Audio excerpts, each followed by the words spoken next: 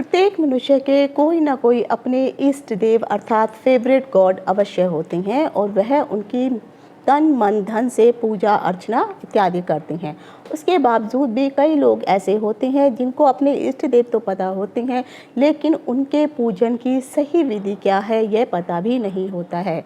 जाने अनजाने में बहुत सारी गलतियां हम लोग कर देते हैं। कई बार जब भी मैं मंदिर में देखती हूँ तो लोग शिवलिंग के ऊपर जब रुद्राभिषेक करते हैं या जलाभिषेक करते हैं तो उनको पता ही नहीं होता है कि किस प्रकार से रुद्राभिषेक या जलाभिषेक किया जाना चाहिए, क्योंकि शिव आदिदेव हैं। शिव की पूजा, शिव मूर्ति की पूजा और शिवलिंग की पूजा, इन दोनों में ज़मीन आसमान का फ़र्क होता है। दोनों की पूजा विधि अलग होती है, लेकिन शिव मूर्ति पूजा जब भी की जाती है तो शिवलिंग मूर्ति पूजा के नियमों से यह भिन्न होती है।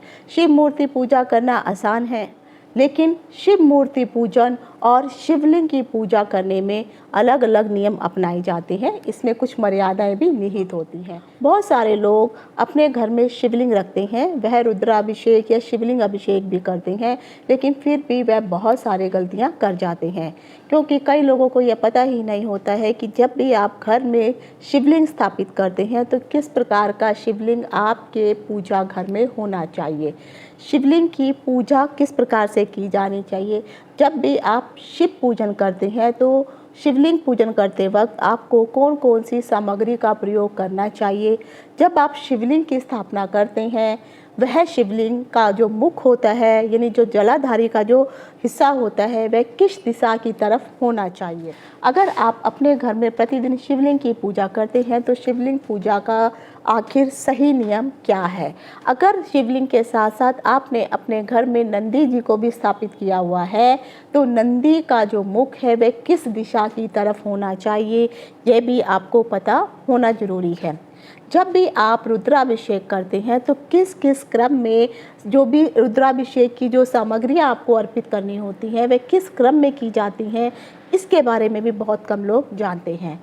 आज के इस वीडियो में मैं आपको इन सभी चीज़ों की जानकारी देने वाली हूँ। अगर आप अपने घर में पार्थिव शिवलिंग बना करके उसकी पूजा करना चाहते हैं तो उनके पूजन का नियम क्या होता है, पार्थिव शिवलिंग पूजन करने से क्या फलों की प्राप्ति होती है, सही नियम क्या है। और सभी को पता है कि शिवलिंग के ऊपर बेलपत्र चढ़ाए जाते हैं, लेकिन अगर आप एक ऐसा पत्र चढ़ाएंगे जो एक बार चढ़ाने पर ही 1000 बेलपत्र समर्पित करने का फल आपको प्रदान करता है, तो आखिर वह कौन सा पत्र है जिसे आप शिवलिंग पर अर्पित करेंगे तो उससे शिवजी अत्यंत प्रसन्न होंगे और जिसको अर्पित करने पर आपको 1000 बेलपत्र अर्पित करने का फल प्राप्त होगा। बेलपत्र अर्पित करने का सही नियम क्या है। शिवलिंग के ऊपर बहुत सारे लोग जो हैं बेलपत्र, फूल, पुष्प, अक्षत इत्यादि, चंदन, रोली तो रखते हैं, साथ ही साथ वो उनके ऊपर फल, तरह तरह की चीज़ें, कई सामान ऐसा होता है जो शिवलिंग के ऊपर अर्पित किया ही नहीं जाता है, वह उनको भी अर्पित कर देते हैं। तो आखिर शिवलिंग के ऊपर आपको कौन कौन सी चीज़ों को अर्पित करना चाहिए, शिवलिंग के ऊपर फल चढ़ाने चाहिए या नहीं चढ़ाने चाहिए। जो भी लोग शिवलिंग के ऊपर फल चढ़ाते हैं तो कई बार जो है पंडितों के द्वारा वही फल प्रसाद के रूप में आपको दे दिए जाते हैं। तो जो भी फल शिवलिंग के ऊपर चढ़ाए गए हैं तो प्रसाद के रूप में क्या आप उन फलों को ग्रहण कर सकते हैं या नहीं। हमेशा आप देखा होगा कि लोग पूजा करने के पश्चात मंदिर की प्रदक्षिणा अवश्य करते हैं। मंदिर की प्रदक्षिणा की क्यों जाती है, शास्त्रों में इसका क्या महत्व है। लेकिन अगर आप शिवलिंग जहाँ पर स्थापित है, शिव मंदिर है, उस मंदिर की अगर आप प्रदक्षिणा करने चाहते हैं तो आपको कितनी प्रदक्षिणा उस मंदिर की करनी चाहिए, उसके पीछे का कारण क्या है, शास्त्रों में इन सभी चीज़ों के बारे में क्या क्या नियम बताए गए हैं। शिव मंदिर की आदि परिक्रमा क्यों की जाती है, जलाधारी को आखिर क्यों नहीं लागना चाहिए। शिव मंदिर में जब भी आप परिक्रमा करते हैं तो चंद्रा आकार परिक्रमा क्या होती है, इस परिक्रमा के नियम क्या है और यह परिक्रमा कैसे की जाती है, इन सभी चीज़ों की जानकारी लेकर के मैं डिम्पल शांडिल्या ज्योतिष सतह ज्ञान सागर के माध्यम से अपने सभी नए और पुराने दर्शकों का हार्दिक स्वागत करती हूँ। नमस्कार। जय हो शंकरा, आदिदेव शंकरा, तेरे जाप के बिना चले ये सांस किस तरह। मेरा कर्म तू ही जाने, क्या बुरा है क्या भला, तेरे रास्ते पे मैं तो आंख मूंद के चला। तेरे नाम की जोत ने सारा हर लिया तमस मेरा। नमो नमो शंकरा, भोलेनाथ शंकरा, रुद्रदेव हे महेश्वरा। अगर आप शिव भक्त हैं तो आपको शिव जी की पूजा करने के अर्थात शिवलिंग की पूजा करने के इन सभी नियमों के बारे में ज़रूर जानकारी होनी चाहिए। कुछ ऐसे लोग भी हैं जिनके इष्ट देव तो कोई अलग होती हैं, लेकिन फिर भी तीज त्यौहार के रूप में वह शिवलिंग पे आकर के पानी और जल इत्यादि अर्पित करते हैं। उन लोगों को शायद ही ये पता नहीं होता है कि किस प्रकार से ये चीज़ें अर्पित की जाती हैं। शिव पुराण के अनुसार ये कहा गया है कि जब भी आप मंदिर में जाके रुद्राभिषेक या जलाभिषेक या शिवाभिषेक करते हैं तो उनकी यह शिव जी की यह इच्छा होती है कि उनके पूजन से पहले सर्वप्रथम उनके परिवार के सदस्यों का पूजन किया जाना चाहिए। अगर आप सर्वप्रथम उनके परिवारजनों के सभी सदस्यों का, माता पार्वती, कार्तिकेय, गणेश, उनकी जो बेटी है अशोक सुंदरी, नंदी, वासुकी, इन सभी की जो है अगर आप पूजा अर्चना करते हैं और अंत में जाके अगर आप शिवलिंग की पूजा करते हैं तो महादेव अत्यंत प्रसन्न होते हैं। बहुत सारे ऐसे लोग हैं जो घर में शिवलिंग रखते हैं और शिवलिंग रख करके घर में उनकी पूजा भी करती हैं, लेकिन बहुत सारे ऐसे लोगों को पता ही नहीं है कि आपके घर में किस प्रकार का शिवलिंग होना चाहिए। शिवलिंग का साइज बेशक सबको पता है कि एक अंगूठे के जितना शिवलिंग आप अपने घर में रख करके स्थापित करके उसकी डेली पूजा कर सकती हैं। वैसे तो देखा जाए तो मार्केट में बहुत प्रकार के शिवलिंग आपको प्राप्त हो जाएंगे, जैसे धातुओं से बना हुआ शिवलिंग, को कभी पीतल की धातु का बना हुआ, अष्ट धातु का बना हुआ, अलग अलग धातुओं के बने हुए शिवलिंग आपको मिल जाते हैं। संगमरमर का, काले पत्थर का बना हुआ, सफ़ेद पत्थर का बना हुआ शिवलिंग भी मार्केट में आपको मिल जाता है। चीनी मिट्टी का बना हुआ शिवलिंग भी आपको मार्केट में आराम से मिल जाता है और अलग अलग पत्थरों के बने हुए शिवलिंग भी मार्केट में आपको मिल जाते हैं। स्फटिक का शिवलिंग, पारस शिवलिंग, यह भी मार्केट में आसानी से आपको प्राप्त हो जाता है, लेकिन स्फटिक के शिवलिंग में कई बार लोग धोखा खा जाते हैं। उनको समझ में नहीं आता है कि ये कांच का शिवलिंग ले रहे हैं या स्फटिक का शिवलिंग ले रहे हैं। इसके भी एक अलग से जांचने की एक विधि होती है। कई लोगों को मार्केट में नर्मदेश्वर शिवलिंग भी प्राप्त हो जाता है, या फिर कई ऐसे जातक हैं जो नर्मदा नदी के किनारे रहते हैं या नर्मदा नदी में जाते हैं तो उनको भी वहाँ से बने बनाए शिवलिंग प्राप्त हो जाती हैं जो नेचुरल ही बनती हैं। लेकिन ये सब जो शिवलिंग आपको मार्केट में प्राप्त हो जाते हैं तो क्या आप इन सभी शिवलिंगों का पूजन अपने घर में कर सकते हैं? ऐसा नहीं है, क्योंकि हर प्रकार के शिवलिंग की एक अलग अलग पूजा विधि होती है। तो सभी शिवलिंगों को आप अपने घर में स्थापित करके पूजा अर्चना नहीं कर सकते हैं। सबसे पहले अगर मैं शिवलिंग की बात करूंगी तो अगर आप मार्केट में से काले रंग का या सफ़ेद रंग का मार्बल का बना हुआ या पत्थर का बना हुआ शिवलिंग अपने घर में लेके आते हैं तो उसकी पूजा कदापि आपको अपने घर में नहीं करनी चाहिए। उसका कारण क्या है मैं आगे आपको बताऊंगी।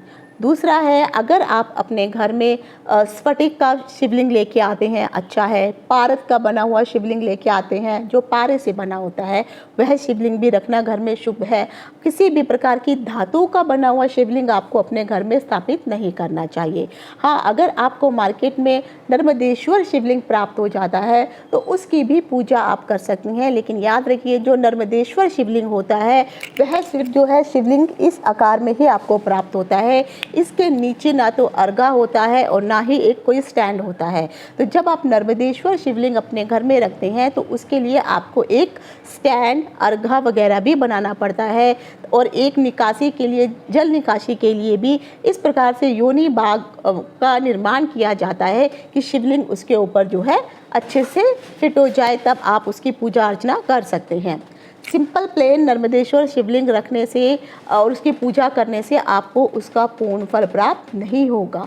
उसके बाद आ जाता है, अगर आप अपने घर में ये सब शिवलिंग नहीं रख सकते हैं तो इन सभी शिवलिंगों के रखने के बावजूद जो सबसे बेस्ट शिवलिंग अगर मैं बोलूँगी तो वो होता है पार्थिव शिवलिंग, जो आप नया शिवलिंग मिट्टी का बना सकते हैं, उसकी पूजा अर्चना कर सकते हैं और फिर उसका निमज्जन कर सकते हैं, या फिर से दोबारा नया शिवलिंग जो है उसी मिट्टी से बना सकते हैं।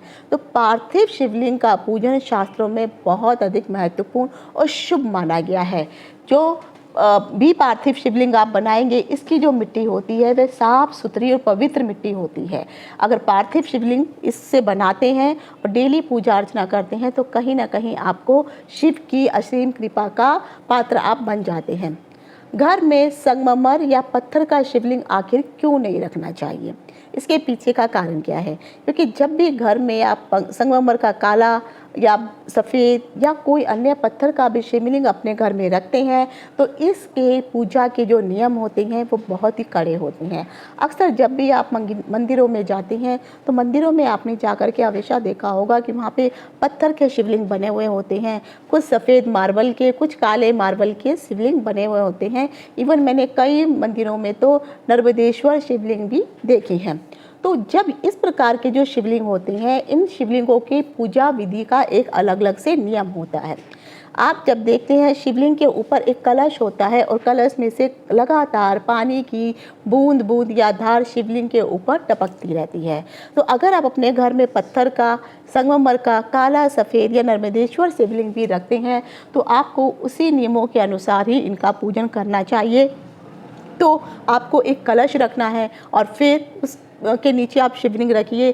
जब भी आप इनका रुद्राभिषेक या जलाभिषेक करते हैं उसके पश्चात भी पूरे दिन तक पानी की एक एक बूंद शिवलिंग के ऊपर टपकनी जरूरी है। अगर ऐसा नहीं करते हैं तो कहीं ना कहीं जाने अनजाने में आप आपके भागीदार बन जाते हैं। तो इसीलिए पत्थर का शिवलिंग, धातु का शिवलिंग और जो नर्मदेश्वर शिवलिंग है, इस प्रकार के शिवलिंग को आप घर पे ना रखें तो ज़्यादा सही है। अगर आप जो मैंने नियम बताए हैं कंटिन्यूसली जो पानी की धार है या बूंद है उस पर टपकती रहती है तो आप आराम से इस प्रकार के शिवलिंग अपने पूजा रूम में रख करके उनकी पूजा, उनका जलाभिषेक, रुद्राभिषेक आराम से कर सकते हैं। अब आपके घर में जो भी शिवलिंग आपने स्थापित किया है और प्रतिदिन अगर आप उसका पूजन करते हैं तो उनका नियम क्या है? शिव पूजन में शिवलिंग का जब रुद्राभिषेक किया जाता है या आप जलाभिषेक भी करते हैं तो उनके नियम क्या होते हैं कि कौन कौन सी सामग्री शिवलिंग के ऊपर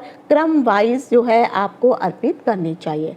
जब भी आप शिवलिंग की पूजा करते हैं तो शिवलिंग की पूजा करने के लिए सबसे पहले आपके पास जो है शुद्ध साफ जल होना जरूरी है। अगर आप उस शुद्ध जल में थोड़े से गंगा जल की बूंदें मिला लेंगे तो अत्यंत उत्तम होगा। उसके पश्चात आपके पास गाय का शुद्ध दूध होना चाहिए, गाय का दूध से बना हुआ घी होना चाहिए।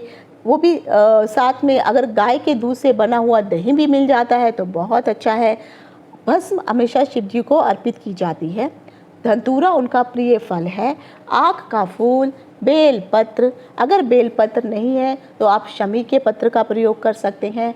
शहद, काले तिल, लौंग, इलायची, ये सब चीज़ें जो हैं आप शिवलिंग के ऊपर अर्पित कर सकती हैं।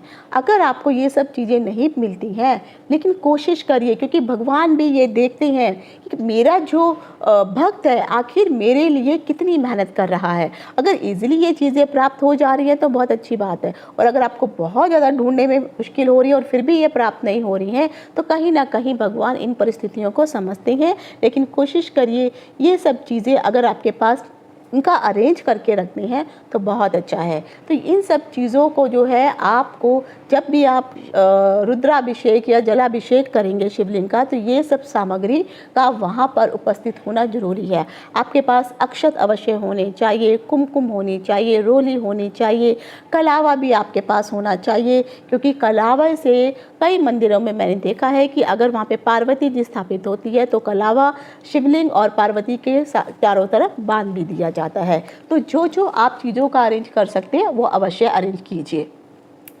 फिर आता है ऋतुफल। ऋतुफल भी आप शिवलिंग के लिए शिवलिंग पूजा के लिए ऋतुफल आप लेके आ सकते हैं। लेकिन अब ऋतुफल किस प्रकार से कहाँ पर अर्पित करना है इसका भी आपको ध्यान होना चाहिए।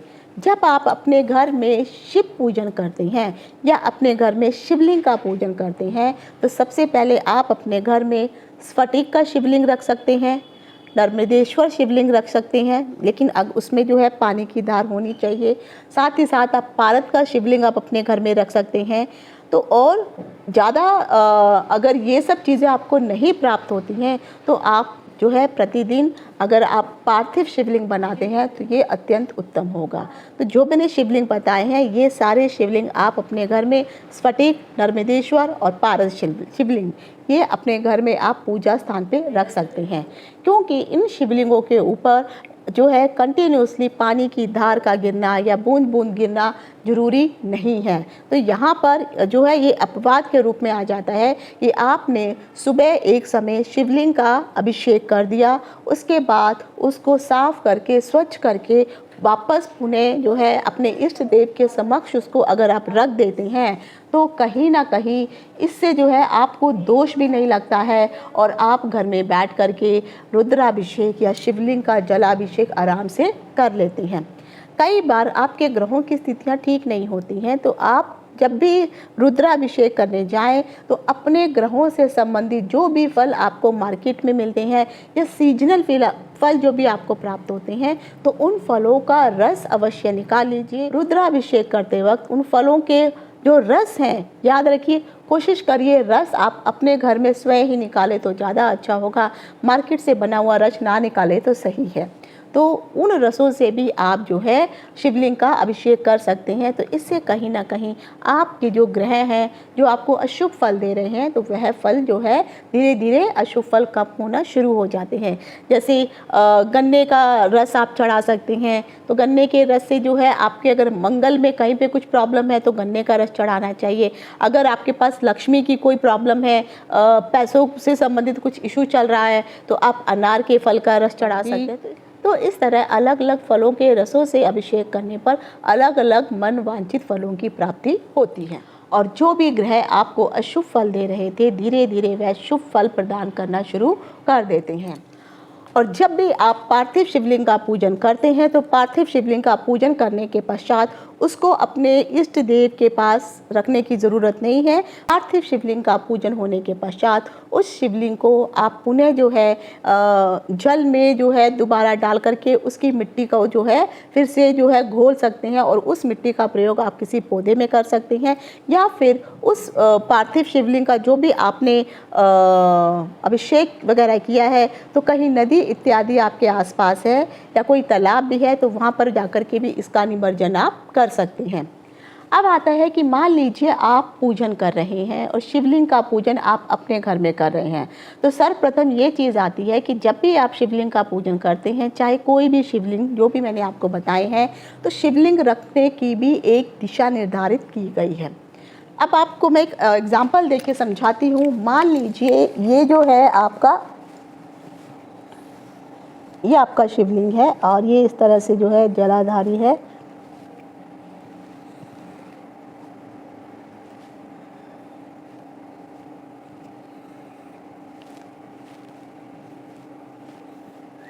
ये आपका शिवलिंग है। अब आपको एक चीज़ याद रखनी चाहिए कि एक तो जब भी आप शिवलिंग घर में रखते हैं तो जो शिवलिंग की ये जो जलाधारी होती है, इस जलाधारी का जो मुख होता है, ये जलाधारी का मुख है, तो ये जो मुख होता है हमेशा उत्तर दिशा की तरफ आपको रखना है। तो जब भी आप शिवलिंग को स्थापित करेंगे उनका पूजन करने के लिए, या फिर वह शिवलिंग अपने इष्ट देव के सामने भी अगर आप अभिषेक करने के पश्चात रखते हैं तो हमेशा जो जलाधारी का जो मुख है वह उत्तर दिशा की तरफ होना चाहिए।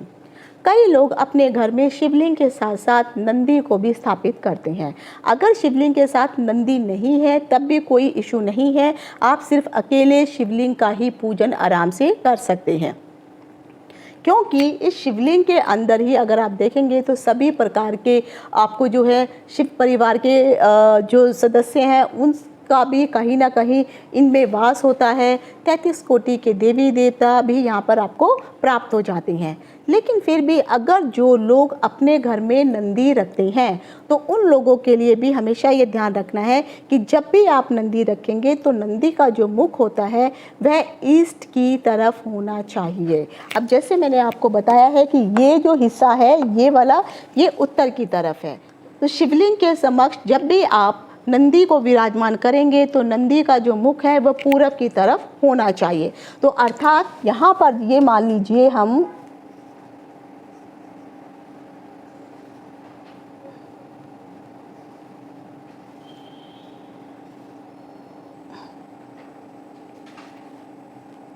मान लीजिए ये नंदी है, मेरी ड्राइंग उतनी अच्छी नहीं है, तो ये अगर नंदी है तो नंदी का जो मुख है वह पूरब दिशा की तरफ होना चाहिए, शिवलिंग के सामने लेकिन पूरब दिशा की तरफ। जलाधारी का मुख उत्तर दिशा की तरफ होना चाहिए। तो इस प्रकार से अगर आप इन दोनों को स्थापित करते हैं और फिर अगर पूजा अर्चना करते हैं तो ये शुभ माना जाता है। अभी जैसे शिवरात्रि आती है, महाशिवरात्रियाँ आती हैं, तो उस समय भी कई लोग जो है अपने घर में पार्थिव शिवलिंग या अन्य शिवलिंगों को लेकर के आते हैं और पूजा अर्चना करते हैं। तो अब हमेशा आपको याद रखना है कि शिवलिंग का जो मुख होगा, जो जलाधारी का मुख होगा उत्तर दिशा की तरफ, और जो ये नंदी है तो नंदी का जो मुख होगा यह पूरब दिशा की तरफ होना चाहिए, लेकिन शिवलिंग के सामने ही यह होना चाहिए। अब आता है कि जब भी आप मंदिर में पूजा करने जाते हैं या आप अपने घर में ही पूजा क्यों ना करते हो, तो आप सीधा जाके ही आप जो है जल अर्पित नहीं कर सकते हैं। जब भी आप शिव मंदिर जाएंगे और शिवलिंग पर जल अर्पित करना चाहते हैं तो सबसे पहले आपको प्रण लेना होता है। पंडित जी से थोड़े से अक्षत और कुमकुम हाथ में और फूल हाथ में रख करके पंडित जी के द्वारा कुछ मंत्र उच्चारण किए जाते हैं। आप उनसे कह सकते हैं कि हमें प्रण दिलवाइए कि आज हम शिव जी का जो है जलाभिषेक या रुद्राभिषेक करने जा रहे हैं सब परिवार सहित। तो आपको पंडित जी आपका नाम, गोत्र इत्यादि पूछेंगे और फिर वह मंत्रों का उच्चारण करेंगे और फिर जो है आप जो भी वस्तुएं आपके हाथ में, अक्षत है, कुमकुम है और जो पुष्प है, ये फिर आप सर्वप्रथम जा कर के वहाँ पर अर्पित कर देते हैं। जब आप शिवलिंग के ऊपर जल अर्पित करते हैं तो सीधे जा कर के आपको शिवलिंग पे जल अर्पित नहीं करना होता है। मैंने एक वीडियो बनाया है जिसमें मैंने आपको बताया है कि शिवलिंग में सबसे पहले जल कौन से हिस्से में अर्पित करना चाहिए, कहाँ पर माता पार्वती, गणेश, कार्तिकेय और अशोक सुंदरी, शिव जी, नंदी, ब्रह्मा, विष्णु, महेश, इन सब का स्थान यहाँ पर जो है शिवलिंग में कहाँ कहाँ होता है, किस प्रकार से उनको जल अर्पित किया जाना चाहिए, इससे संबंधित ऑलरेडी मैंने एक वीडियो बनाया है। उस वीडियो का लिंक मैं डिस्क्रिप्शन बॉक्स में आपको दे दूँगी, तो आप उस वीडियो को ज़रूर देखिए। उसमें आपको संपूर्ण रूप से जानकारी दी गई है कि कैसे आपको जो है जलाभिषेक या रुद्राभिषेक करना होता है, क्योंकि शिवलिंग के अंदर आपको संपूर्ण शिव परिवार आपको मिल जाएगा, 33 कोटि के देवी देवता आपको वहाँ प्राप्त हो जाएंगे। तो इन सभी का पूजा को जो विधि विधान है ये अलग अलग होता है, तो आप उस वीडियो को जरूर देखिए। अब जब आप रुद्राभिषेक या शिवाभिषेक करना चाहते हैं तो सर्वप्रथम क्या चीज़ आपके द्वारा अर्पित की जानी चाहिए, तो सबसे पहले जो है शुद्ध साफ जल जो है आपके द्वारा अर्पित किया जाना चाहिए। फिर गणेश जी है, कार्तिकेय है, अशोक सुंदरी है, माता पार्वती और अंत में जो है शिव जी के लिए ये सब चीज़ें जल जो है अर्पित किया जाता है। जल अर्पित करने के पश्चात आपको जो है गाय का दूध अर्पित करना चाहिए। गाय के दूध के अर्पित करने के पश्चात आपको जो है गाय के दूध से बना हुआ दही अगर है तो दही को आपको अर्पित करना चाहिए। और जब आप दूध और दही अर्पित करते हैं तो दही का जो लेप होता है एक बार आपको शिवलिंग के ऊपर जो है ऐसा रब अवश्य करना चाहिए, उसको मसलना चाहिए। उसके पश्चात जो है आप उसमें जो है दही लगाने के पश्चात उसके ऊपर शक्कर अर्पित करनी चाहिए। जब आप शक्कर अर्पित करते हैं तो शक्कर को भी थोड़ा सा जो है मलना चाहिए। शास्त्रों में ये कहा गया है कि जिस प्रकार से ये 5 चीज़ें अर्पित की जाती हैं, जब दूध और दही अर्पित किया जाता है तो उससे शिवलिंग की एक तरह से मसाज की जाती है। मसाज करने के बाद जो आप शक्कर शिवलिंग के ऊपर अर्पित करते हैं तो यह शक्कर एक तरह से उनके लिए उपबटन का काम करती है और उससे जो है शिवलिंग थोड़ा थोड़ा रब होता है। तो शक्कर भी ऊपर से इस तरह से मसलनी चाहिए। शक्कर अर्पित करने के पश्चात आप गाय का शुद्ध घी शिवलिंग के ऊपर अर्पित करेंगे और उससे भी शिवलिंग के ऊपर वाले पूरे हिस्से को, नीचे का जो अर्घा है, योनि पाठ है, ये सारी हिस्से को आप जो है अच्छे से रब करेंगे, क्योंकि आप ये सब चीज़ें सब पूरे संपूर्ण परिवार को अर्पित कर रहे हैं। उसके पश्चात आप अंत में जो है जो शहद होता है, शहद सबसे लास्ट में उनको अर्पित करेंगे और फिर शहद से भी पूरे शिवलिंग को जो है मसाज करेंगे और अंततः शुद्ध जल समर्पित करके शिवलिंग को स्नान कराएंगे। तो जब आप इस प्रकार से एक एक करके सभी चीज़ों को अर्पित करते हैं तब जा कर के फिर ये रुद्राभिषेक पूर्ण माना जाता है। अब आपने पूरे परिवार को जो है, शिवलिंग को जो है आपने रुद्राभिषेक करके अंततः साफ पानी से स्नान करवा दिया। उसके पश्चात सर्वप्रथम जो है तिलक लगाया जाता है। जब भी लिंग होता है, लिंग में अगर आपने देखा होगा तो ऐसे 3 लाइनें होती हैं और ये तीनों लाइनें एक समान होती हैं और बीच में एक बिंदी होती है। तो ये जो 3 लाइनें होती हैं इसको त्रिपुंड कहा जाता है। तो जितने भी लोग शिव भक्त हैं, जब भी वो शिव की पूजा अर्चना करते हैं तो उनको अपने माथे पर, अपने बाजुओं पर त्रिपुंड अवश्य बनाना चाहिए। अब जो त्रिपुंड आपने बनाया है वह बबूत का आप बना सकते हैं, सफ़ेद चंदन हो गया, लाल चंदन हो गया, कुमकुम हो गया, तो और भस्म, इन सब चीज़ों से आप जो है त्रिपुंड बना सकते हैं। सर्वप्रथम आपको जो है कुमकुम और अक्षत जो है गणेश जी को अर्पित करने होते हैं, कार्तिकेय जी को, माता अशोक सुंदरी जी को आप ये अर्पित करेंगे, उसके पश्चात माँ पार्वती को, और अंत में त्रिपुंड बना करके शिवलिंग के ऊपर जो है आप ये अक्षत और भस्म जो है आप उनके ऊपर रखेंगे। फिर आता है कि आप बेलपत्र अर्पित करने वाले हैं। अक्सर अगर आपने देखा होगा तो बेलपत्र की जो पत्तियाँ होती हैं वो इस तरह से बनी हुई होती हैं। तो जो बेलपत्र होता है आप सिंपली जा कर के बेलपत्र को शिवलिंग पे ना चढ़ाएं।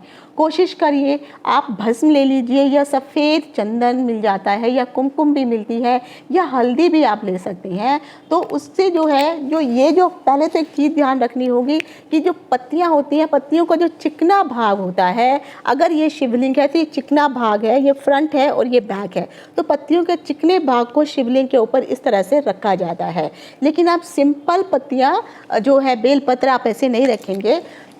अगर आपके पास भस्म है तो भस्म में थोड़ा सा आप जो है गंगा जल या प्लेन जल भी मिला करके फिर पहले वाली पत्ती में ओम, दूसरी में नमः और तीसरी में शिवाय, इस तरह से ओम नमः शिवाय लिख करके थोड़ा सा हल्दी चंदन का जो है आप कुमकुम इत्यादि लगा करके फिर इस बेलपत्र को अगर आप शिवलिंग के ऊपर रखते हैं तो ये बहुत अच्छा माना जाता है। इससे शिव भगवान भी प्रसन्न होते हैं। एक चीज़ याद रखिए, जो भी चीज़ें आप शिवलिंग के ऊपर अर्पित करते जाएंगे कंटिन्यूसली आपको शिव के मंत्रों का जाप करना होता है। ओम नमः शिवाय, ओम नमः शिवाय, या फिर आप शिव का जो भी मंत्र उच्चारण करते हैं, कोई साधना इत्यादि कर रहे हैं, तो जो भी मंत्र आपको प्राप्त है उन मंत्रों को जो है कंटिन्यूसली शिव पूजन में, ये रुद्राभिषेक करने में आपको उन मंत्रों का जाप करते रहना है। जब आप बेलपत्र शिवलिंग के ऊपर जो है इस तरह से आपको चढ़ा देने हैं। इसी तरह से सभी बेलपत्र हर जगह पर जो है गणेश जी को, कार्तिकेय जी को, माता अशोक सुंदरी जी को, इन सभी को जो है, और पार्वती माता को बेलपत्र, पुष्प, अक्षत, रोली, कुमकुम, ये सब चीज़ें अर्पित की जाती हैं। उसके पश्चात आता है कि आप जो है अब नंदी, जो कई बार कुछ ऐसे मंदिर होते हैं जहाँ पर जो शिवलिंग होता है, शिवलिंग के सामने ही नंदी होता है, तो एक ऐसा गोल चक्र बना होता है, उसी के अंदर पूरा शिव परिवार विराजमान होता है। लेकिन कई बार कुछ मंदिर ऐसे भी होते हैं जहाँ पर शिवलिंग तो अलग होता है लेकिन शिवलिंग और जो नंदी होता है वह काफ़ी दूर स्थापित होता है। आपने इस प्रकार से पूरा पूजन करना है। एक चीज़ हम ध्यान रखिए, जब भी आप शिवलिंग के ऊपर जल अर्पित करेंगे तो जल अर्पित जो है आप नीचे से शुरू करेंगे और कलश को धीरे धीरे उठाते हुए, अपने सर के ऊपर से उठाते हुए पूरा जो पानी है वह कलश से जो है शिवलिंग के ऊपर आपने अर्पित कर देना है। जब ये सारी चीज़ें हो जाएंगी, जलाधारी से जो भी आपका जो जल है वो नीचे अब सभी देवी देवताओं को प्राप्त हो जाएगा। फूल, पत्तियाँ, अक्षत आपने सब अर्पित की है। मैंने आपको कहा था एक ऐसे पत्ता है, अगर आप बेलपत्र नहीं चढ़ाते हैं और उस पत्ते को चढ़ा देते हैं तो आपको 1000 बेलपत्र अर्पित करने का फल प्राप्त होता है। तो वह पत्ता है शमी का पत्ता। तो शमी की अगर पत्तियां आपको प्राप्त होती हैं तो शमी के पत्ते को उसको भी उसी तरह से जो चिकना पार्ट है उसमें थोड़ा सा आप जो है भस्म इत्यादि लगा दीजिए और फिर चिकना पार्ट शिवलिंग के ऊपर जो है अगर आप रख देती हैं, अगर आप एक शमी का पत्ता शिवलिंग के ऊपर अर्पित करते हैं तो शास्त्रों के अनुसार आपने शिवलिंग के ऊपर 1000 बेल पत्रों को अर्पित किया है, उसके समान आपको फल प्राप्त होता है। अब आप जो है आग का फूल हो गया, धतूरा हो गया, आग का फल हो गया और जो भी शिवलिंग के ऊपर जो भी मैंने चीज़ें आपको बताई थी, लौंग हो गई, इलायची हो गई, काले तिल हो गए, जो जो चीज़ें आप अर्पित करना चाहते हैं ये सभी चीज़ें आप शिवलिंग के ऊपर अर्पित कर सकते हैं। अब आता है क्या शिवलिंग के ऊपर आपको फल अर्पित करने चाहिए। तो शास्त्रों के अनुसार मैं यही कहूँगी कि शिवलिंग के ऊपर का जो हिस्सा रहता है यहाँ पे सिर्फ फूल, पत्तियाँ, कुमकुम, अक्षत या इलायची, काले तिल, ये सब चीज़ें आप यहाँ पर अर्पित कर सकती हैं। लेकिन जब आती है किसी प्रकार के फल की बात तो शिवलिंग के ऊपर, और ना तो ये शिवलिंग का जो अर्घा रहता है, इस अर्घा के ऊपर भी कहीं पर भी आपको किसी भी प्रकार का कोई भी फल नहीं चढ़ाना चाहिए। कई जगह मैंने देखा है कि ऐसा एक ना गोल सर्कल ऐसा बना दिया जाता है और उस गोल सर्कल के अंदर ही शिवलिंग होता है। तो अगर आप शिव जी को फल इत्यादि अर्पित करना ही चाहते हैं तो उन फलों को जो है आप यहाँ पे नीचे किनारे पर कहीं पर भी, जैसे मान लीजिए आपने यहाँ पे कोई मैंगो चढ़ा दिया या यहाँ पे आपको एप्पल चढ़ा दिया, बेर चढ़ा दिया, जो भी चीज़ें हैं आपको सब नीचे रखनी है शिवलिंग के ऊपर। और ये शिवलिंग का जो ये अर्घा का जो हिस्सा अर्घा होता है, इसको जो है जलाधारी भी कहा जाता है, इसके ऊपर कभी भी आपको किसी भी प्रकार का प्रसाद या फल अर्पित नहीं करना चाहिए। अब आपके मन में ये शंका आ रही होगी कि आखिर हम फल जो है शिवलिंग के ऊपर या फिर जो भी ये जलाधारी है इसके ऊपर फल क्यों नहीं रख सकते हैं। शास्त्रों में ये कहा गया है कि जो शिव और पार्वती है यह एक प्रकार की शक्ति है। जब भी आप इन फलों को यहाँ पर या शिवलिंग के ऊपर अर्पित करते हैं तो कहीं ना कहीं उस शक्ति जो है उसके अंदर जो है इन फलों के अंदर भी शक्ति का कुछ अंश आ जाता है। फिर ये जो फल है ये हम जैसे साधारण गृहस्थ वाले लोग बिल्कुल भी उस फल को प्रसाद के रूप में कदापि नहीं खाना चाहिए। बहुत सारे मंदिरों में मैंने देखा है कि लोग शिवलिंग के ऊपर फल चढ़ाते हैं और पंडित जी सभी फलों को इकट्ठा करके प्रत्येक श्रद्धालु को एक एक फल अर्पित कर देते हैं, जो गलत है। शिव पुराण में कहा गया है इन फलों को खाने का जो भी भागीदार होता है वह सिर्फ कुछ इंसान ही हैं। जो लोग गृहस्थ में नहीं रहते हैं, जो लोग साधु संत हैं या जो लोग नागा साधु इत्यादि हैं या फिर जो बड़े सिद्ध पुरुष हैं, उन लोगों को ही सिर्फ ये शिवलिंग पर चले हुए फलों को खाने का अधिकार प्राप्त होता है, क्योंकि उनके अंदर उस शक्ति को ग्रहण करने का जो है उनके शरीर में वो ताकत होती है। हम जैसे साधारण जनता अगर ये फल खाती है तो कहीं ना कहीं दुष्परिणाम आप लोगों को झेलना ही पड़ेगा। तो इसीलिए कभी भी ना तो शिवलिंग के ऊपर और ना ही अर्घा या जलाधारी के ऊपर आपको फल अर्पित नहीं करने चाहिए। फल हमेशा आप नीचे वाले स्थान पर रख सकते हैं। फिर वो फल अगर आपको पंडित जी देते हैं तो प्रसाद के रूप में फिर आप ग्रहण कर सकते हैं। कई लोगों को मैंने देखा है कि ऊपर पंचामृत अर्पित किया जाता है और लोग जलाधारी से उस पंचामृत को लेते हैं और ग्रहण करते हैं, ये भी गलत है। जो भी पंचामृत या रुद्राभिषेक या जलाभिषेक किया गया है, जो भी चीज़ इस जलाधारी से जो है यहाँ पर नीचे गिर रही है, इसको आप प्रसाद के रूप में कदापि ग्रहण नहीं कर सकते हैं। कई लोग हाथों में लेकर के उसको पी जाते हैं, कई लोग हाथों में लेके अपने सर के ऊपर डालते हैं, कई लोगों को तो मैंने घर ले जाते हुए देखा है। आप जब फल नहीं खा सकते हैं तो आप ये चीज़ कैसे खा सकते हैं।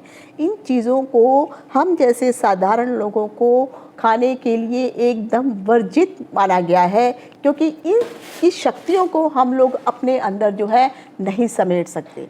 अब आता है कि जब भी आप शिवलिंग की पूजा करेंगे मंदिर में जाके या फिर आप अपने घर में भी शिवलिंग की पूजा करते हैं, तो जो भी साधक होता है आखिर उसका मुख किस तरफ होता है। तो याद रखिए, जब भी आप शिवलिंग की पूजा करेंगे तो आपका जो मुख है हमेशा या तो पूरब की तरफ या फिर उत्तर की तरफ। उत्तर की तरफ मुख सबसे बेस्ट माना गया है जब आप शिवाभिषेक करते हैं, रुद्राभिषेक करते हैं, या फिर आप पूरब की तरफ मुख करके भी आप रुद्राभिषेक कर सकते हैं। जब आप इस तरह से संपूर्ण पूजन कर लेते हैं, कई बार मैंने मंदिरों में देखा है कि बहुत अधिक भीड़ होने के कारण यहाँ ये जो अर्घा का जो हिस्सा है जिसे हम जलाधारी कहते हैं, जलाधारी में से जल निकासित करने के लिए एक इस तरह से जो है एक नाली सी बनाई जाती है जहाँ से जो है ये पूरा जल बहता हुआ चला जाता है। कई लोग इस जो नाली को जो है, जो जलाधारी का जो जल जहाँ से जाता है उसको लांघ जाते हैं। कई लोग तो उसके ऊपर खड़े होकर के ही एक पैर इधर एक पैर उधर हो जा कर के जलाभिषेक करना शुरू कर देते हैं। तो ये जिस तरह से आप रुद्राभिषेक या जलाभिषेक कर रहे हैं ये एकदम वर्जित है। जब भी आप पूजन करेंगे तो आप अपना मुख जो है पूरब की तरफ और उत्तर की तरफ ही आप रखेंगे, तभी जाके आप शिव का पूजन कर सकते हैं। पूजन करने के पश्चात अक्सर लोगों को देखा है कि वो लोग मंदिर की परिक्रमा करते हैं। आपने कभी गौर किया होगा कि जो भी लोग हैं मंदिर जाते हैं तो जितने भी देवी देवता हैं उनकी पूजा करने के पश्चात मंदिर के चारों तरफ उनकी परिक्रमा की जाती है। वह जो परिक्रमा होती है वो इस तरह से पूर्ण परिक्रमा, मान लीजिए यहाँ से शुरू हुई है तो घूम करके वापस यहाँ पर आके पूर्ण परिक्रमा कर दी जाती है। लेकिन शिवलिंग या शिव मंदिर एक ऐसा मंदिर है जहाँ पर पूरी परिक्रमा नहीं की जाती है, सिर्फ आधी परिक्रमा ही की जाती है। इसके पीछे का कारण क्या है? तो सबसे पहले परिक्रमा को आपको समझना होगा कि आखिर परिक्रमा की क्यों जाती है। देखा जाए तो परिक्रमा करने का चलन ना सिर्फ हिंदू धर्म में ही है बल्कि अन्य धर्मों में भी यह चलन प्राप्त होता है। शास्त्रों के अनुसार ये कहा गया है कि जब भी आप पूजन के पश्चात मंदिरों की परिक्रमा करते हैं तो उन परिक्रमाओं को करने से आपके जो भी जन्मों जन्मों के अज्ञात पाप हैं, अज्ञात कर्म हैं, वह धीरे धीरे नष्ट हो जाते हैं। शास्त्रों के अनुसार संस्कृत में तो एक श्लोक भी उपस्थित है जिसमें ये कहा गया है, यानी कानी चा पापानी ज्ञाता ज्ञात क्रांतानि चा तानि सर्वाणि नश्यन्ति पदीक्षणे पदे पदे। इस श्लोक का अर्थ है कि यानी परिक्रमा के एक एक कदम चलने से ज्ञात अज्ञात यानी जाने अनजाने में अनेकों पापों का नाश होता है। तो जो शिव की पूजा है, अगर आप शिवलिंग या शिव मूर्ति के रूप में करते हैं, लेकिन जो शिवलिंग पूजा का जो नियम है वह अलग होता है, इसी कारण उनमें कुछ मर्यादाएं भी निहित रहती हैं। शिवजी या शिवलिंग के मंदिर की आदि परिक्रमा शास्त्र सम्मत मानी गई है। इसे चंद्राकार परिक्रमा का नाम भी दिया जाता है। परिक्रमा के द्वारा जो जलाधारी होती है इसको लांघना मना किया जाता है, क्योंकि यहाँ पर जब शिव और शक्ति को जब आप जल अर्पित करते हैं तो कहीं ना कहीं, जैसे मैंने कहा, इनमें एक तमस का वास होता है, इनमें बहुत गहरी एनर्जी होती है। जब आप जो है जल अर्पित करते हैं या पंचामृत अर्पित करते हैं तो कहीं ना कहीं उस शक्ति का कुछ ना कुछ जो अंश होता है वह यहाँ से, क्योंकि आपने शिव के ऊपर, शिवलिंग के ऊपर अर्पित किया है और शिवलिंग में कहीं ना कहीं कुछ न कुछ इन देवी और देवताओं के शक्तियों का अंश अवश्य रहता है। तो जब आप शिवलिंग के ऊपर जो है रुद्राभिषेक, पंचामृत या जलाभिषेक करते हैं और वह पूरा जो है अर्घा को लेकर के यानी जलाधारी में से यहाँ से निकल के नीचे गिरता है, तो कहीं ना कहीं उस शक्ति का जो अंश होता है वह उस जल में भी निहित रहता है। वो जो ऊर्जा होती है वह उस ऊर्जा का कुछ ना कुछ अंश उस जल पे रहता है जब आप जल जो है शिवलिंग के ऊपर चढ़ाते हैं। तो ये जल जो है एक तो बहुत ही पवित्र हो जाता है। जब ये जलाधारी से होकर के गिरता है तो यहाँ पर गणेश, कार्तिकेय, शोक सुंदरी, माता पार्वती, शिव जी, 33 कोटि के देवी देवता, ब्रह्मा, विष्णु, इन सभी का वास कहीं ना कहीं शिवलिंग में होता है। तो ये जल इन सभी को छूता हुआ, इन सभी की शक्तियों को छूता हुआ फिर ये नीचे गिरता है और फिर ये जो भी जल मार्ग निकास के लिए बनाया जाता है वहाँ से यह निकल जाता है। उस जगह को कई लोग निर्मली, सोमसूत्र या जलाधारी के नाम से इस जो नाली होती है इसको जानते हैं। शिवलिंग इतना शक्तिशाली होने के कारण उस पे चढ़ाए गए जल के द्वारा जो भी शक्ति होती है, जब जल वो अवशोषित कर लेता है तो वहाँ की जो ऊर्जा होती है, तो जब आप यहाँ से इसको क्रॉस करते हैं, अगर कोई पुरुष इस जो है जलाधारी को क्रॉस करता है जो निकास के लिए बनाई गई है, तो पुरुषों को जो है आगे चल के शुक्राणुओं में, वीर्य में कमी होना शुरू हो जाती है, वे कहीं ना कहीं नपुंसकता आ जाती है, आगे चल के वे बच्चे उत्पन्न करने लायक नहीं रहते हैं। उसी प्रकार इसी जलाधारी को जो निकास के लिए बनाई गई है, इसको कोई महिला अगर जो है लांघती है तो कहा जाता है कि इसकी ऊर्जा इतनी अधिक होती है कि महिलाओं से जो रज निकलता है, यानी जब उनको पीरियड होता है, तो कहीं ना कहीं इसको लांघने के कारण, और ये एक आधी बार बाय मिस्टेक अगर आपने लागा है तो कोई पता नहीं है आपको, गलती से हो गया तो ठीक है, लेकिन कंटिन्यूसली अगर आप इस तरह से गलतियां करते जाएंगे तो महिलाओं को पीरियड से संबंधित प्रॉब्लम होनी शुरू हो जाएंगी, फिर आगे चल के उनको भी बच्चे उत्पन्न करने में मुश्किलों का सामना करना पड़ता है। तो इसीलिए पुरुष को वीर्य और महिला को रज से संबंधित कोई ना कोई मुश्किलें आनी शुरू हो जाती हैं, इसीलिए जलाधारी को कदापि लांघना नहीं चाहिए। अब आता है कि शिवलिंग की जो परिक्रमा करनी होती है तो किस प्रकार से की जाए। तो शिवलिंग की परिक्रमा जब भी की जाती है वह बाईं ओर से यानी लेफ्ट साइड से परिक्रमा शुरू की जानी चाहिए। शिवलिंग की परिक्रमा के दौरान जो भी भक्त है वह उनकी जलाधारी के पास जाकर के वहाँ से लौट के आ जाते हैं। अभी जैसे मान लीजिए आपको जो है यहाँ पे ये बाईं ओर है, तो आप यहाँ से परिक्रमा शुरू करेंगे, इस तरह से परिक्रमा शुरू करते करते आप यहाँ जाएंगे। तो इस तरह से जब आप परिक्रमा करते हैं तो आम तौर पर इसे चंद्राकार परिक्रमा कहा जाता है। आम तौर पर जब भी चंद्राकार परिक्रमा होती है वह दाईं तरफ से शुरू की जाती है, फिर जलाधारी के यानी आप दाईं तरफ से शुरू करेंगे और जलाधारी के बाईं तरफ जो है आप यहाँ पर लौट करके आपको वापस आना होता है।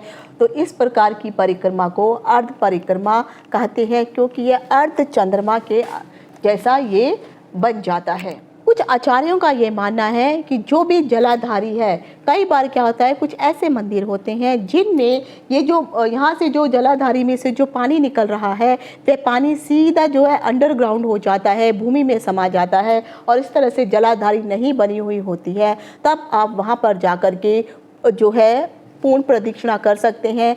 अगर जलाधारी ढकी हुई भी है तब भी आप जो है उसको पूर्ण प्रदक्षिणा कर सकते हैं। लेकिन यकीन मानिए जो भी विद्वान इस तरह की भ्रांतियां फैला रहे हैं ये सरासर गलत है।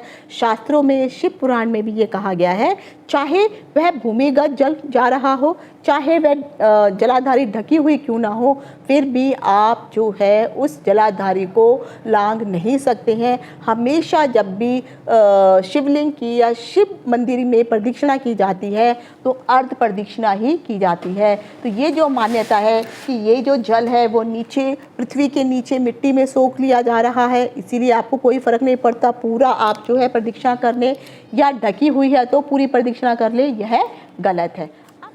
तो प्रश्न आता है कि आखिर शिवलिंग की परिक्रमा कैसे की जाए। और जो भी आप शिवलिंग की परिक्रमा करते हैं इस परिक्रमा को हम चंद्राकार परिक्रमा कहते हैं। शिवलिंग की परिक्रमा के दौरान भक्त उनकी जलाधारी से यानी भक्त जो है उनकी जलाधारी से यहाँ से परिक्रमा करना शुरू करते हैं और परिक्रमा करते करते वे जलाधारी के पास आ जाते हैं। तो यहाँ से ही आप यहाँ से शुरू करेंगे और यहाँ पर घूम करके वापस आ जाएंगे। तो इस प्रकार की जो परिक्रमा होती है उसे चंद्राकार परिक्रमा कहते हैं। जब भी आप शिवलिंग की प्रदक्षिणा करते हैं तो प्रदक्षिणा हमेशा लेफ्ट साइड से ही शुरू की जानी चाहिए। आमतौर पर जब भी आप बाकी अन्य मंदिरों को देखते हैं तो वहाँ पे हमेशा राइट साइड से प्रदक्षिणा शुरू की जाती है और वापस वहाँ पे आ जाया जाता है। लेकिन शिव परिवार या शिव मंदिर ही एक ऐसा मंदिर है कि उसकी परिक्रमा आपको हमेशा दाहिनी तरफ से लेफ्ट साइड से शुरू करनी होती है। और जब आप जलाधारी से शुरू करके फिर वापस इस जलाधारी पे आ जाते हैं, उल्टा वापस आते हैं, तब इस तरह की परिक्रमा अर्धचंद्राकार बन जाती है। और तो इसी को हम अर्धचंद्राकार परिक्रमा कहते हैं, क्योंकि इस स्थिति में अगर आप देखेंगे तो ये अर्धचंद्रमा का निर्माण होता है। इसीलिए कहा जाता है कि ये जो शिव जी का जो ये पूरा जो हिस्सा होता है यह कहीं ना कहीं शक्ति का हिस्सा माना जाता है और ये जो बाहर का हिस्सा होता है ये चंद्रमा का प्रतीक माना जाता है। तो इस प्रकार से आपको जो है मंदिर में जाके प्रदक्षिणा करनी चाहिए। तो इसलिए अब आपको समझ में आ गया होगा कि क्यों शिव मंदिर की प्रदक्षिणा पूरी क्यों नहीं करनी चाहिए।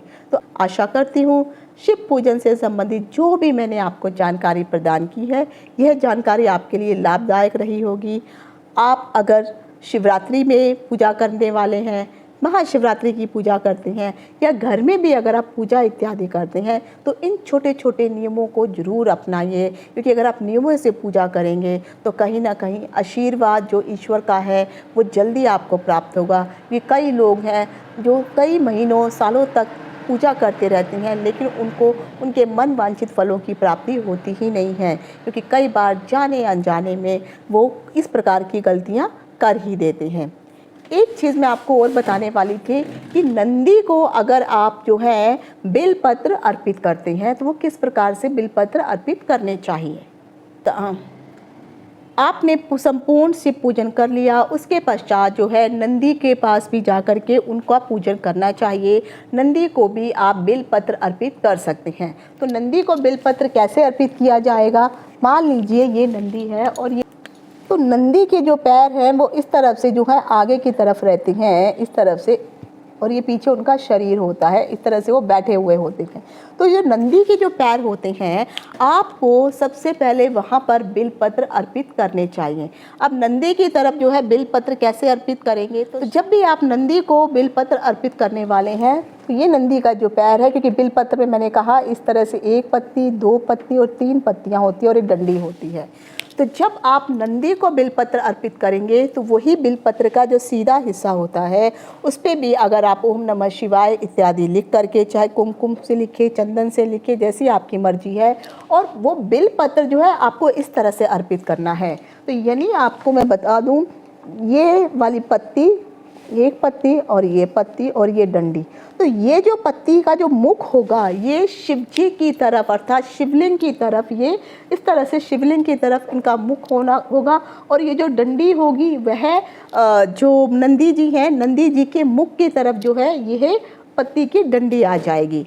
फिर दूसरी जो पत्ती होती है वह नंदी के माथे के ऊपर चढ़ाई जाती है। तो जब आप नंदी के माथे पे पत्ती चढ़ाएंगे तो इस तरह से ऐसे, तो ये जो पत्ती होगी वो इस तरह से उल्टी कर दी जाएगी। तो भी वही चिकना पार्ट जो है माथे पे रखना है। तब आपको आपकी जो तीनों पत्तियां होंगी ये नंदी के माथे पे, यहाँ पर, इधर और इधर, यहाँ पर जो है ये तीनों बेलपत्र आ जाएंगे और उसकी जो डंडी होती है वह डंडी शिव की तरफ आ जाएगी। तो इस तरह से नंदी को भी आप बेलपत्र अर्पित कर सकते हैं। और ये करेंगे तो क्योंकि शास्त्रों में कहा गया है कि अगर आप शिव से कुछ काम करवाना चाहते हैं तो सबसे पहले आपको उनके जो बैल हैं, जो नंदी उनके वाहक है, उनके द्वारा अप्रोच लगाई जाती है। तो इसीलिए आपने कई बड़े बड़े मंदिरों में देखा होगा कि काफ़ी सारे लोग जो है नंदी के कानों में जा कर के अपनी मनोवांछित इच्छा को कहते हैं और ये अप्रोच लगाते हैं कि आप शिव जी के समक्ष जा कर के हमारे इस मनोवांछित फल को संपूर्ण करने में शिव जी से थोड़ी अप्रोच लगाइए, हमारी सहायता कीजिए। तो इसीलिए शिवलिंग की पूजा करने के पश्चात आपको नंदी का पूजन भी विधिवत करना चाहिए। उनके माथे पे तिलक, कुमकुम, अक्षत इत्यादि लगा सकते हैं, पुष्प अर्पित कर सकते हैं। तो इस तरह से पूरे शिव परिवार का जो है पूजन हो जाता है। कई मंदिरों के में जो है अगर आप देखेंगे तो ऊपर ना आपको वासुकी भी मिल जाते हैं। इस तरह से जो है वो पूरा लटका हुआ रहता है और इस तरह से जो है एक नाग जो बने हुए रहते हैं और वो नाग पूरे जो है वो इस तरह से ऐसे लिपटे हुए रहते हैं। तो इस तरह से जो वासुकी है इनकी भी आपको पूजा करनी चाहिए, क्योंकि ये शिवलिंग के एकदम ऊपर रहते हैं।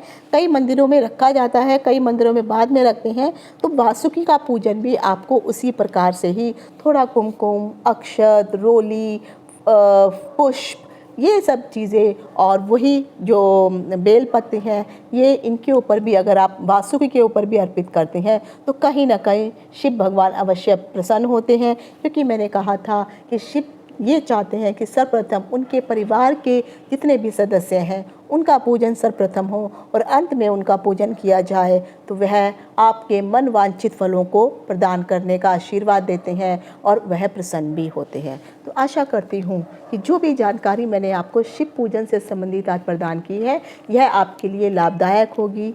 आप सभी को शिवरात्रि और महाशिवरात्रि की हार्दिक शुभकामनाएं।